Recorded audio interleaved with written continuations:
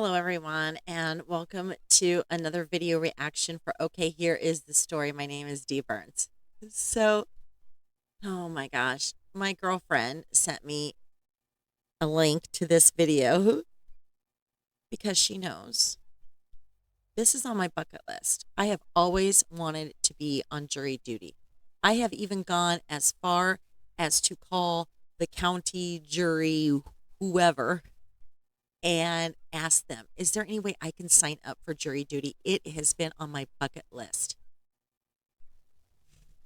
And they just tell you, well, you got to register to vote and you got to, register for that, register for that. And then we just pick the names out of a pool. I can't even win on a scratch off ticket. You think I'm going to win a spot on a jury duty? Whatever. So let's get into this. Apparently, Bill got jury duty.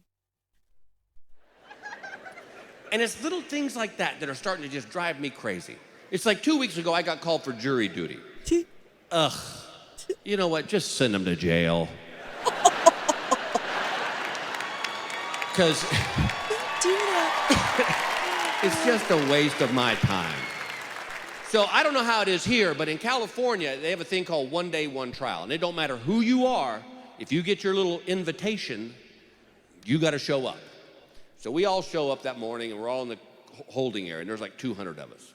And this is where everybody's got their laptops out and their iPods, and all of a sudden the curtain comes up, and they start calling out names. And this is where everybody gets really religious, because they're going, dear God, please don't let them call my name. Please, God, I'm begging you. First name out of the hat, Engvall. Damn!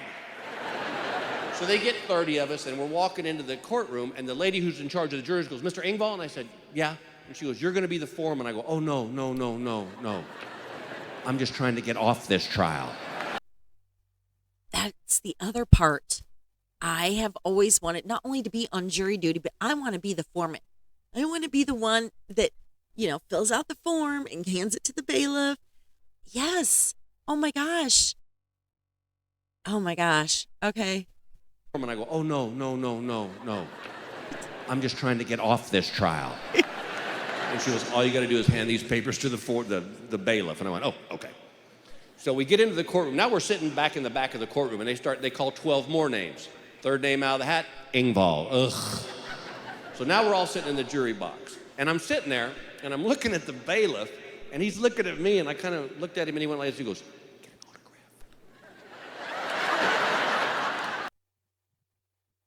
The bailiff just asked him for an autograph? Is that legal? Can he get in trouble for that? Wow. Okay. Looked at him, and he went like this. He goes, get an autograph. Is that legal? Right. That's what I said. Me off this trial, I'll sign one for your whole family. Well, so now the judge explains the case to us. And he said, this case today is about a homeless man who got arrested with an 8-ball of cocaine. Well, I first thought is guilty. Okay, I don't know much about drugs. I really don't. I feel like an 8-ball is a lot. How does a homeless person afford cocaine? I thought it was kind of expensive. Maybe, I don't know. I don't know because I don't know much about drugs. Okay. Got arrested with an 8-ball of cocaine. Well, I first thought is guilty. Because where does that homeless guy get the money for an 8-ball of coke? Right? So the lawyers start asking questions. So the defense attorney goes, Mr. Engvall. I said, yeah. He goes, do you have any problem with homeless people? And I go, no, not at all. In fact, I think we ought to give them jobs. And he goes, really? He goes, what sort of job would you give a homeless person? I said, well, I don't know. I travel all across this country. I see trash all on the freeway. Let's let them pick up trash. And he goes, don't you think that's kind of demeaning? And I said, he's homeless. It's a step up. It's a step up. So, and so I'm thinking that's going to get me off the trial. Well, I see the defense guy going, ooh, I like this guy. And I'm like, damn it. So he said, let me ask you another question, Mr. Engvall. He said, If you hear something in this courtroom and the judge tells you to ignore it, will you be able to do that? And I said, I'm glad you asked me that, because I watch Law and Order. Me too. I said, not only do I watch it, I'm an addict. I can sing you the song. In the criminal justice system, there are two separate but equal parts. I am the same exact way. I have seen every episode of Law and Order probably 100 times. It's actually a joke in my family because if I turn on Law and Order, I don't even get through the little guy talking at the beginning. And I'm asleep. And I have the dun dun on my phone as a text notification. I am obsessed with Law and Order. The only ones I will not watch is the SVU because I feel like they get a little dark sometimes, and I just don't. I don't. No. But oh my gosh, I'm addicted to Bill. I'm with you. Maybe we should start a support group. I said, not only do I watch it, I'm an addict. I can sing you the song. In the criminal justice system, there are two separate but equal parties. These are their stories. And I said, and I see Jack McCoy pull this little stunt all the time. So no, I will not be able to ignore it. It will affect my decision. He goes, okay. And the defense guy's going, the prosecutor's going, like him. All of a sudden, the judge chimes in. She goes, Mr. Engvall? She goes, what do you do for a living? Do you know me? Well, Your Honor, I'm an entertainer. Oh, really? Well, what sort of entertaining do you do? I'm a stripper. What do you think? I'm a comedian. A comedian? Are you successful? Oh my gosh. Do we need to go through my resume right here? I said, yes, ma'am, I'm fairly successful. And she goes, okay, let me ask you something. I said, what is it? She goes, do you feel that this trial will make it into your act? And I said, without a doubt. Yeah. Totally. Thinking, I'm off. And she goes, okay, that's fine. Just wait till after the trial. So all of a sudden, the prosecutor stands up. He goes, Mr. Engvall, I'm satisfied with your answer. Is there anything else you'd like to tell this court? And I said, yes, there is.